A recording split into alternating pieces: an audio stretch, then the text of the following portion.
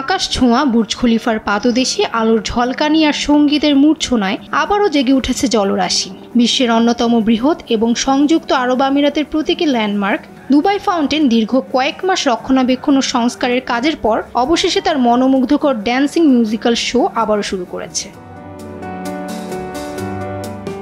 আলো ও জলধারার এই যুগলবন্দি ক্ষণিকের মধ্যেই চারপাশের পরিবেশকে করে তোলে অভাবনীয় সুন্দর। গত 1 অক্টোবর ধারণ করা ফুটেজে অসাধারণ পরিবেশনাগুলি দেখা যায়।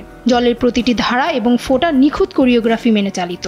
একবার দ্রুত পরক্ষণে ধীর, কখনো বা আকাশ ছিটকে উঠে আবার নিচে নেমে আসছিল এক অপূর্ব ছন্দে।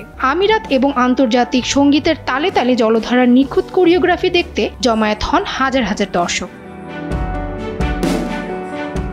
দুবাই সরকারের মিডিয়া অফিস এক্স প্ল্যাটফর্মে খবরটি নিশ্চিত করেছে। তাদের বিবৃতি অনুযায়ী দুবাই ফাউন্টেন, যা বিশ্বের বৃহত্তম অত্যাশ্চর্য জলের নকশা, আলো এবং সুন্দর সঙ্গীতের মিশ্রণে আবারও ঝলমল করছে।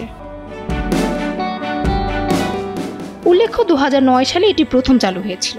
দৈনিক হাজার হাজার দর্শককে আকর্ষণ করা এই ফাউন্টেন 2025 সালের এপ্রিল মাসে সংস্কারের জন্য বন্ধ করে দেওয়া হয়। দীর্ঘ বিরতি এবং নিবিড় উন্নয়নের পর 1 অক্টোবর 2025 থেকে এটি জনসাধারণের জন্য পুনরায় শো শুরু করেছে। ফামিহা সুহরাওয়ার্দী, সময়ের আলো।